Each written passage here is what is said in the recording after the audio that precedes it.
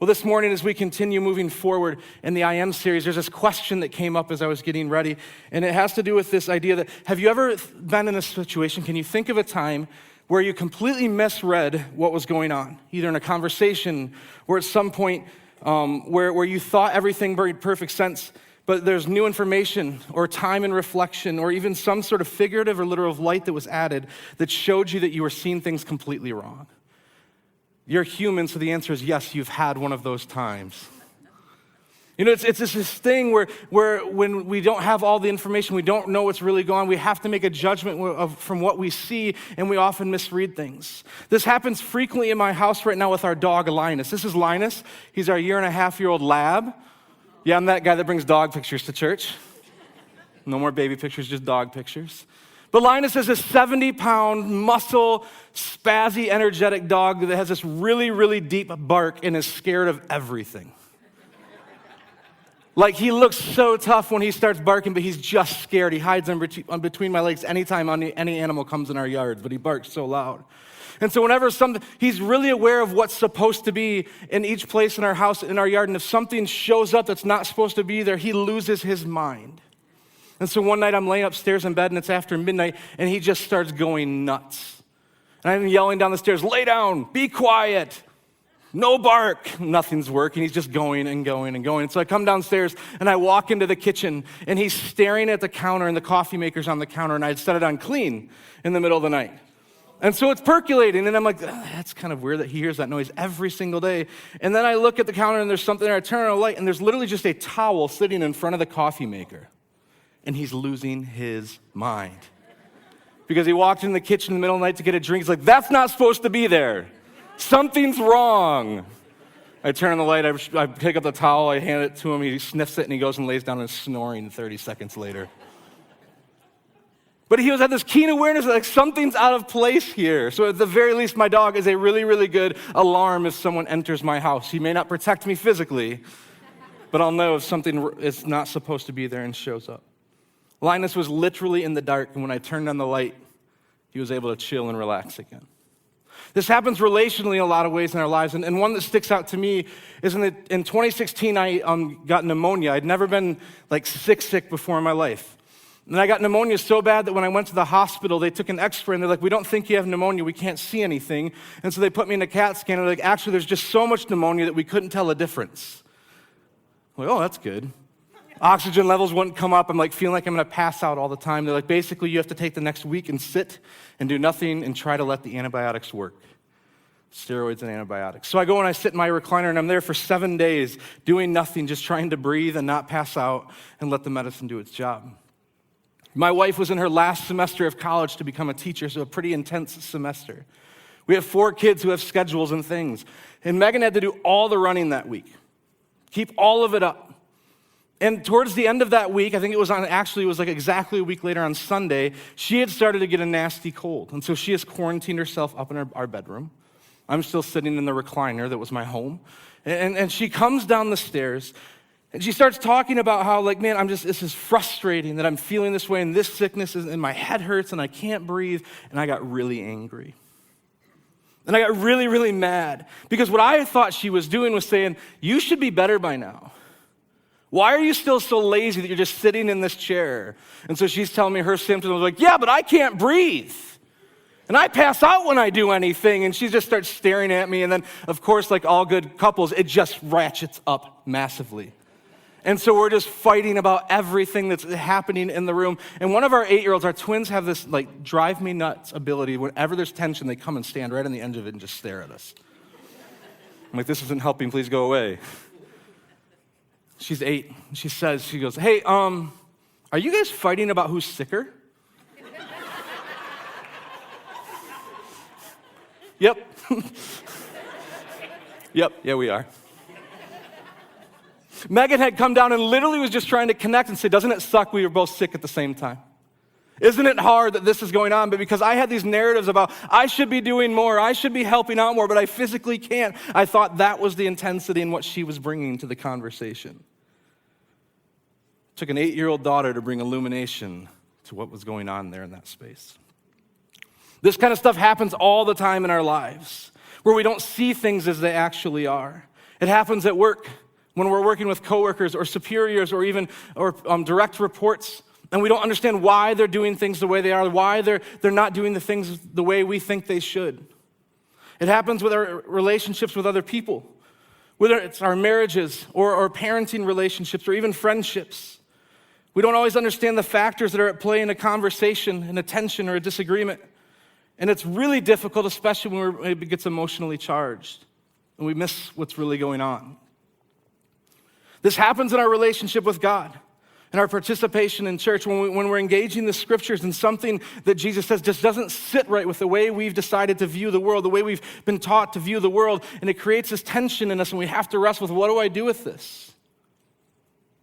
It happens when we listen to sermons and sing songs, and it just feels like there's something that is happening that is creating space, this tension inside of us.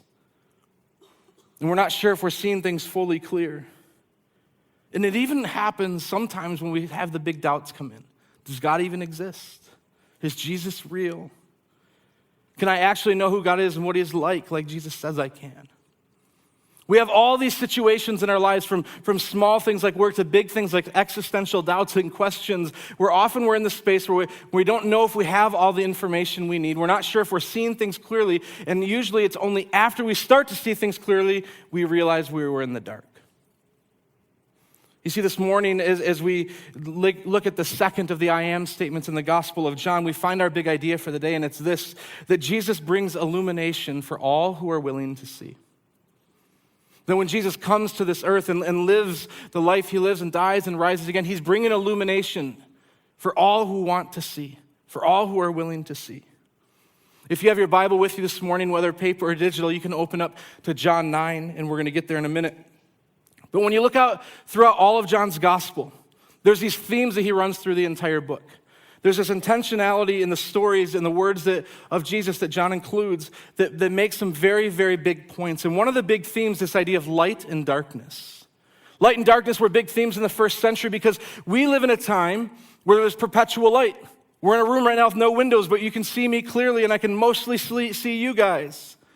At night, you just turn lights on at home and you can see. But in the first century, when it was dark, it was dark. It was oppressively dark. The lanterns they had in their homes probably were as efficient as a candle. So when it became dark, you were done. Work stopped. Not much could happen until the sun came up again. So this picture of light and dark is really clear to them how oppressively stopping and just surrounding the darkness is. And when things are in the light of day, how much clearer you can see. There's this darkness in humanity, this darkness that exists in all of the world, and John's making clear that Jesus came to shine a light in that darkness. Twice in this gospel, he makes the statement that I am the light of the world. I am the light of the world. And this morning, we're going to look at the second time that Jesus uses that phrase, starting in chapter 9. As he went along, he saw a man blind from birth. His disciples asked him, Rabbi, who sinned, this man or his parents, that he was born blind? Neither this man nor his parents sinned, said Jesus, but this happened so that the works of God might be displayed in him. As long as it is day, we must do the works of him who sent me. Night is coming when no one can work. While I am in the world, I am the light of the world. After saying this, he spit on the ground, made some mud with the saliva, and put it in the man's eyes. Go, he told him, wash in the pool of Siloam. This word means sent. So the man went and washed and came home seeing. His neighbors and those who had formerly seen him begging asked, Isn't this the same man who used to sit and beg? Some claimed that he was. Others said, No, he only looks like him. But he himself insisted, I am the man. How then were your eyes opened? They asked. He replied, The man they called Jesus made some mud and put it on my eyes. He told me to go to Siloam and wash. So I went and washed, and then I could see. Where is this man? They asked him. I don't know, he said. And the next verses happen here. There's this 20-verse section that we're just going to skip over. Whereas the Pharisees have learned about this man's healing, they bring him in. And they want to investigate what happened. And the investigation happens in 3 steps. They bring the man in, the man born blind in himself, and aren't satisfied with his answer. So they bring his parents in, even though he's a grown-up, and ask him what happened. And they don't like the answers again. So they bring the man back in again. And the whole thing's just frustrating the Jewish authorities because they are struggling with Jesus. And if he did this good work, if he really healed this man, what they would have to make some big decisions about who Jesus is. And in the end, they just excommunicate the blind man again, the man who was blind. Say, get out of here, you're not allowed here. Picking up back in verse 35, after this excommunication, it says this: Jesus heard that they had thrown him out, and when he found him, he said, do you believe in the Son of Man? Who is he, sir? The man asked. Tell me so I may believe in him. Jesus said, you have now seen him. In fact, he is the one speaking with you. The man said, Lord, I believe, and he worshiped him. Jesus said, for judgment I have come into this world, so that the blind will see and those who see will become blind. Some Pharisees who were with him heard him say this and asked, what, are we blind too? Jesus said, if you were blind, you would not be guilty of sin. But now that you claim you can see, your guilt remains.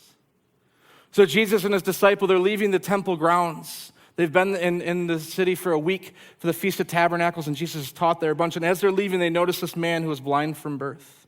He was a beggar, which is the only job you could have if you were blind in the first century.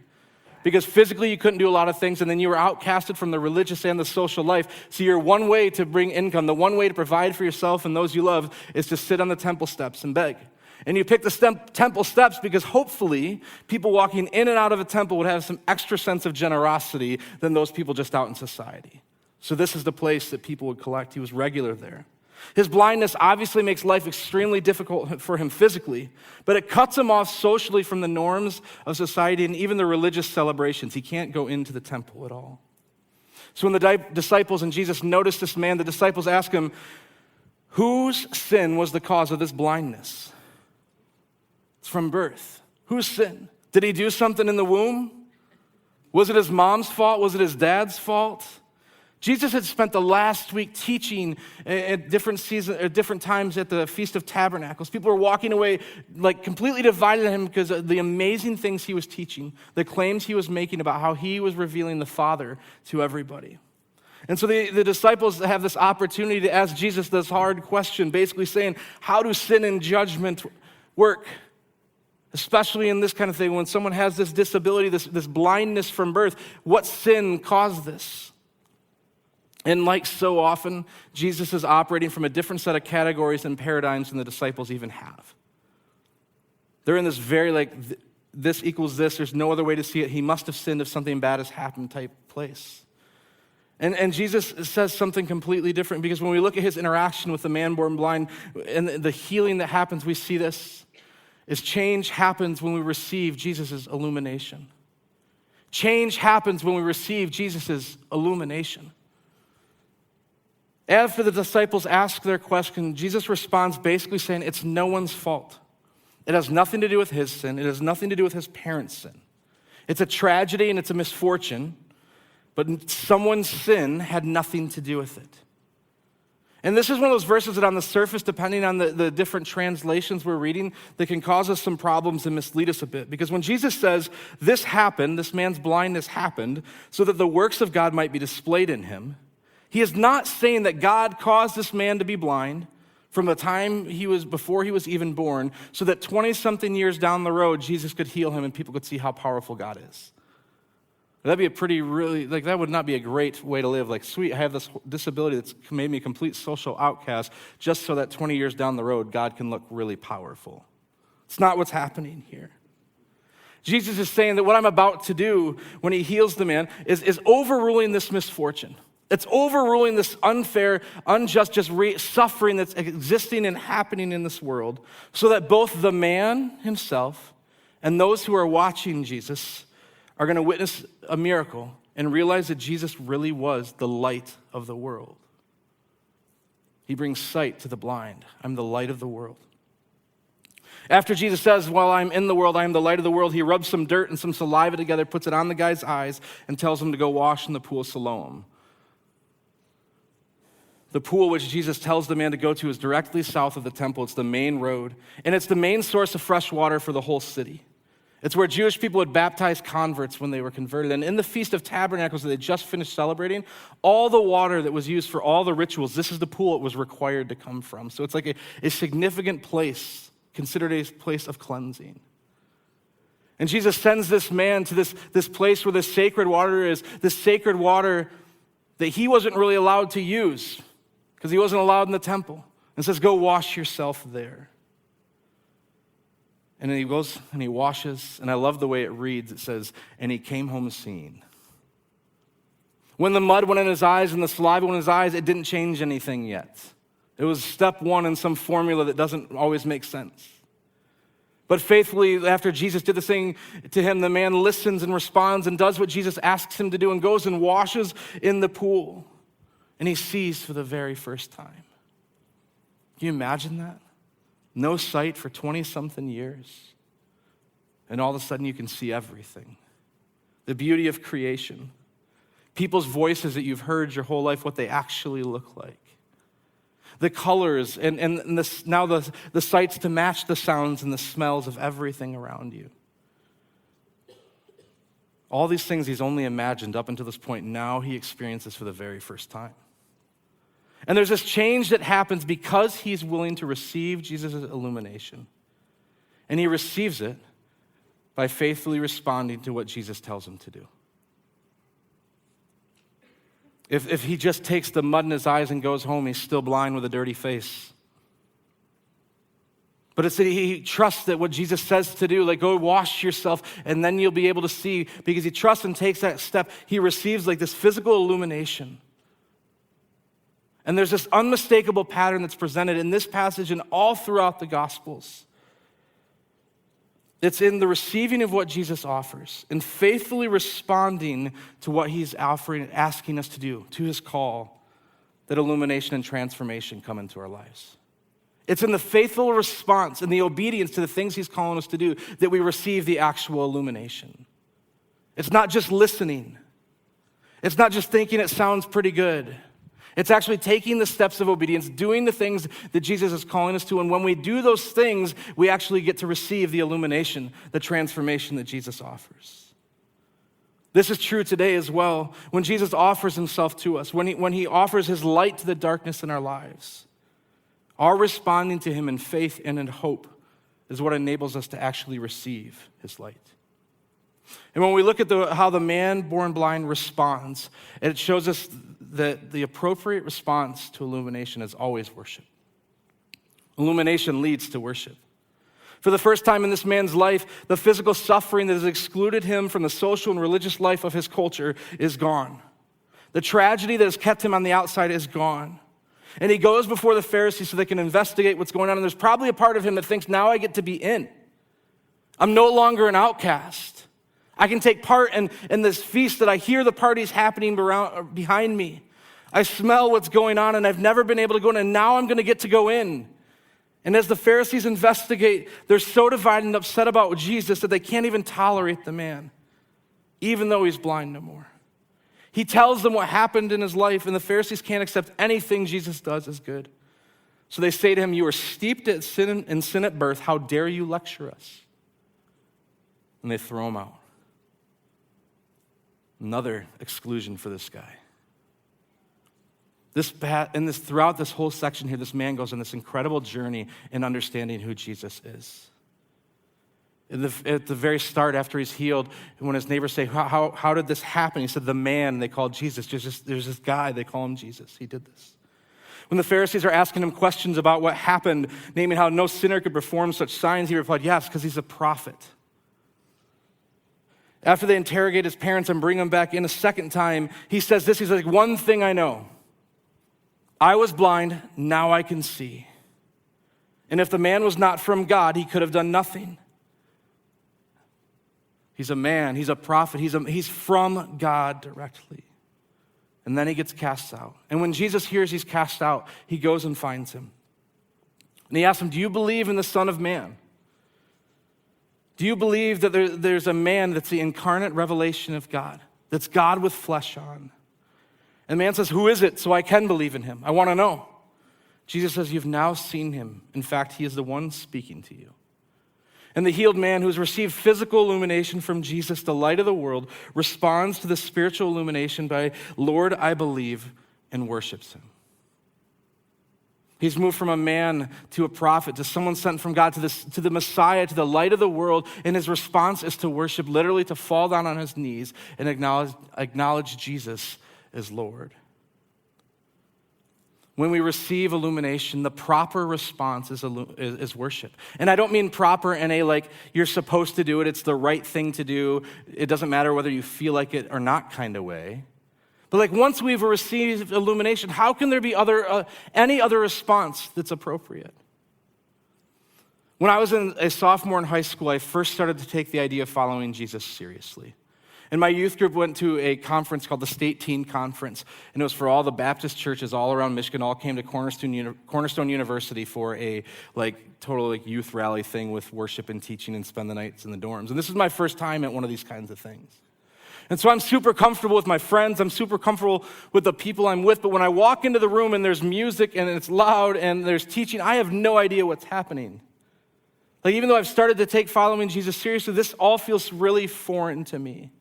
And I don't remember anything about Friday night except for that something that was said stuck with me in a way that I couldn't let go of it. There was this tension inside of me, like this darkness that was beginning to be illuminated.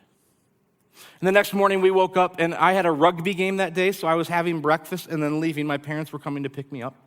And so I had breakfast with my friends. I walked into the conference center. Everyone else was sitting down in front of me. And this is one of those moments I picture the sounds, the sights, everything that happened in this space. I'm standing in the very back of this room with this weird tension inside of me, not sure what I'm feeling, not sure what it means. And this Christian song by DC Talk comes on called In the Light. It's playing over the loudspeakers, it's blaring. And there's these lyrics that freaked me out. Said, the disease of self runs through my blood. It's a cancer fatal to my soul. Every attempt on my behalf has failed to bring this sickness under control. Tell me what's going on inside of me. I despise my own behavior. This only serves to confirm my suspicions that I'm still a man in need of a savior. And I lost it. Because this is exactly the tension I was feeling. Like I knew I wanted to follow Jesus. I knew I believed in him, but there was this not congruence inside of me, this incongruency but it doesn't match up. I despise the way I'm living. I know it's not the way Jesus called me to live. And this song, somehow these random guys wrote this song that peered into my heart and wrote it for everyone else to hear. And I'm sitting in the back of the room sobbing, and it's time for me to go play rugby. So I walk out to wherever you get picked up at that university, and my parents pick me up, and they look at me, and they're like, what in the world is happening? They didn't have spiritual categories for this, so I'm just sobbing in the back of the car on my way to go play rugby. And they're like, he's broken down. They did something to him. We don't know what's going on, but there was just this reality. These were tears of worship, because for the first time, I really know God saw me exactly as I was. Everything interior. And still moved towards me with love. And moved towards me with acceptance. God had illuminated my soul down to every hidden part. What other response was there but worship? When God illuminates things in our lives, the response should be worship. Because we're seeing things clearly for the first time. After the man kneels before Jesus in worship, Jesus' last words are pretty difficult. After healing this man born blind, he tells all those who are around him, including some Pharisees, there are different ways to be blind. There's more than one way to be blind. The physical restoration of sight in this passage is both a physical sign of the power of God and an illustration of a spiritual reality. Both are true. Though all people are born in spiritual darkness, those who believe in Jesus to illuminate their souls receive spiritual sight. But the other side of this is that there are those, like the Pharisees, who profess a clear vision of who God is and what he is up to, at the same time denying the transformation and illumination that Jesus is offering. They say they're doing the right things. They say that they're working for God, but when they see the works of God around them, they deny them and turn the other way. There are two types of ways to be blind in this passage, one which leads to freedom and one which leads to judgment. There's a blindness that cries out for illumination. It says, what's going on inside of me? I despise the way that I'm living, and God moved towards it with love as you respond with faith and obedience. And then there's this blindness that looks like a confident assurance that a person is seeing everything clearly, yet the evidence points in another direction. Jesus is the light of the world. And he's offering light to us. He's offering light to you and I on a grand scale, on a we've never known him before. We're living in darkness, and he wants to illuminate our hearts and our lives so that we can see clearly who God is and who he made us to be. God created the world, and humanity is at the center of it. We bear his image, and we're given this mandate, this job to create culture, flourish, take care of the earth, steward it well, and take this thing that I've given you and make it incredible. But when sin enters in, so does brokenness and death. There's a brokenness in our side of ourselves. There's a brokenness between us and other people, a brokenness in all of creation, and a brokenness between us and God. And when Jesus puts on flesh and comes in, and through his life and death and resurrection and the words he says and the way he lived brings light to the world, he starts to mend the brokenness that exists in all things. And when we receive his light, when we allow him to illuminate the darkness in our lives, he begins to mend the brokenness in us. Jesus is the light of the world, and he's offering illumination to you this morning. But in the continuation from that moment, from after you're following Jesus for the first time, there's still a lot of illumination that needs to happen. It's not an instant download. It's not like The Matrix or one of those movies where you can just download the new information you need and they'll live perfectly from there.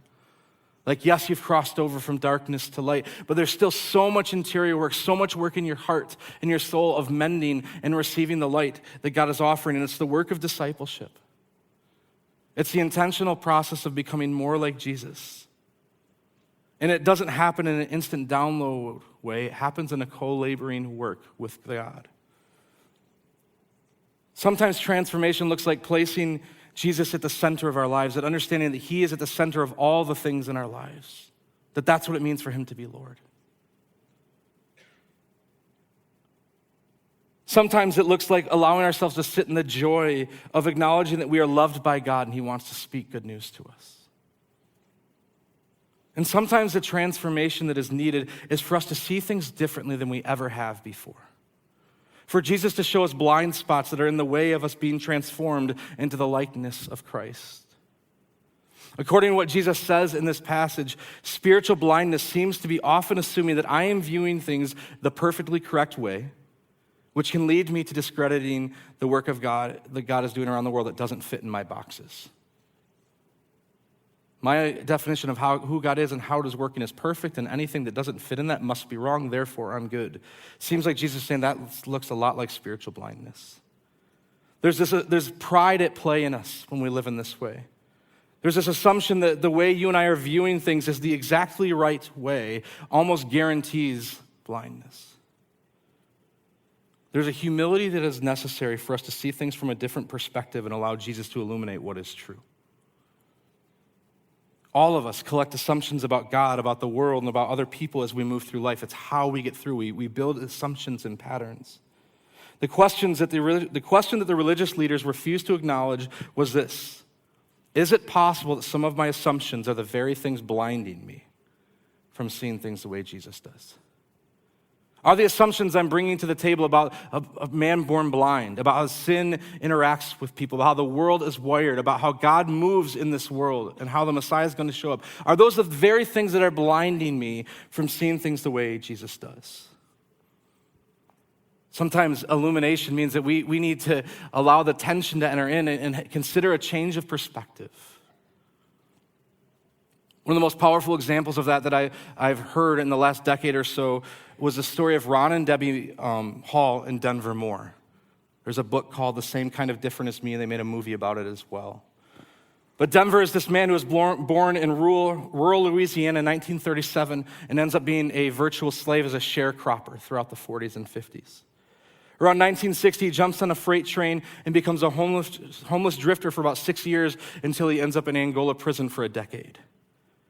After he comes out in 1976, the next 22 years, he's just homeless on the streets of Fort Worth, Texas. So he's living a fairly rough life.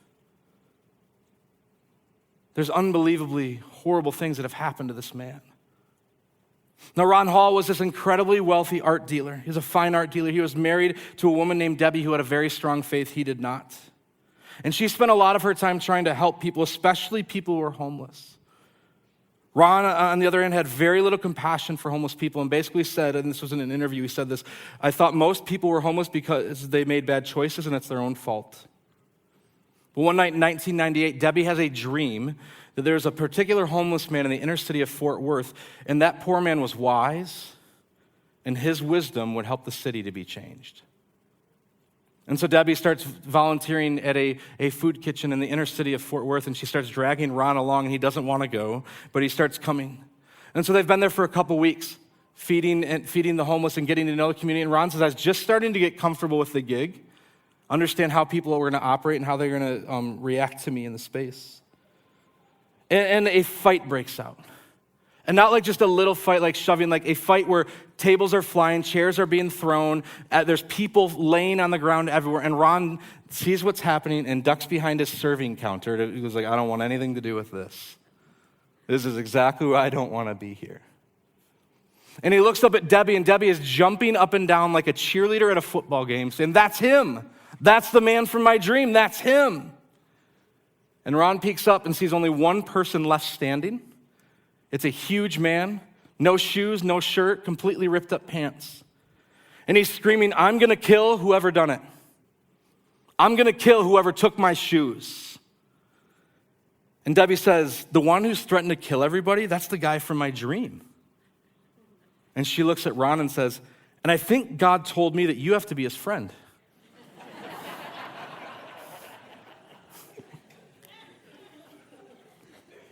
Denver would say at this point of his life, it didn't mean anything. It was just a story of suffering. And Ron was understandably, because of the safety that he had built in his private 300-acre ranch and living in the fine art world, was really uncomfortable and scared. Debbie invested more and more into that homeless shelter. Ron did too. And over the next little while, they got to know Denver really well. He's a wounded man with some horrible pain, but he was unbelievably wise, and they continued to lean in. Within a year from this happening, Debbie got diagnosed with cancer and died. And when she died, Denver's like, well, we can't let this thing stop. Her dream for this center in the city, we need to take up that mantle and do it now. And a wealthy benefactor started a center in her name in the middle of Fort Worth, and Denver and Ron took it over and kept it going for years and years and years afterwards. They became incredible friends. Ron talks about that, like when he knew his wife was going to die, he started already having those thoughts of like, well, what about down the road? Who's going to be in my life to be with me? He goes, I never imagined it would be Denver sitting at my breakfast table each morning. They lived on the same property from that time until Denver died in 2012.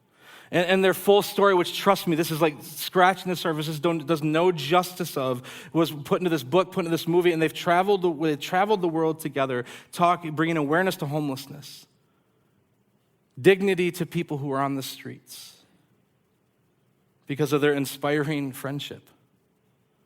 Ron says that Denver's legacy is that God can take what our city, and most people, including me, thought was trash on the streets and turn it into a national treasure. And Denver would say that he was just in the recycling business. He was just recycling the love that Miss Debbie showed him. God illuminated this blind spot in Ron Hall's life towards the homeless community. He tore down assumptions he was making about those people over there. And Debbie, Ron, and Denver were all transformed as they responded to what God was putting out in front of them. Jesus is the light of the world. And he is bringing illumination for all who are willing to see. And as we get ready to head from this space this morning, I have some questions, some homework that I'd love for you to consider wrestling with this week. The first is this. For both these things, spend some time with Jesus focusing on these questions. The first one, is there a specific area of my life that I need to receive illumination? Maybe this is that grand scale, 30,000-foot view. I've never taken that step from darkness to light before. I've never allowed Jesus to illuminate my life before.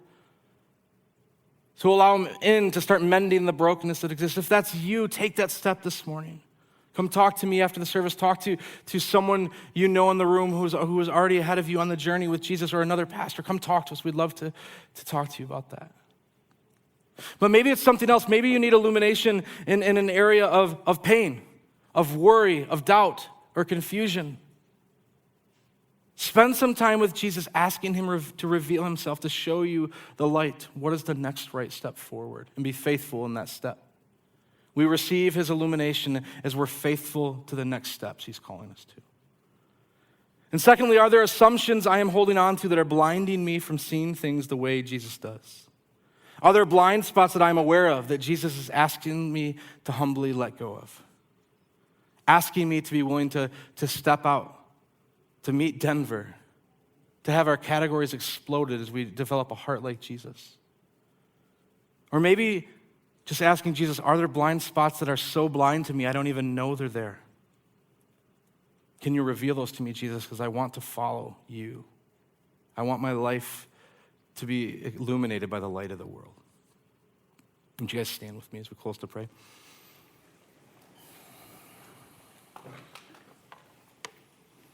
Jesus, thank you that you are the light of the world. Thank you that you're still illuminating hearts and lives. Thank you that you come and look at our darkness, what's happening inside our hearts, and say, I love you. Help me reveal what's broken. Help me mend the brokenness. And Jesus, help us to be faithful to the steps and the obedience that leads to receiving that light. Thank you for your love. Thank you for the way that you're working in our hearts and in our church.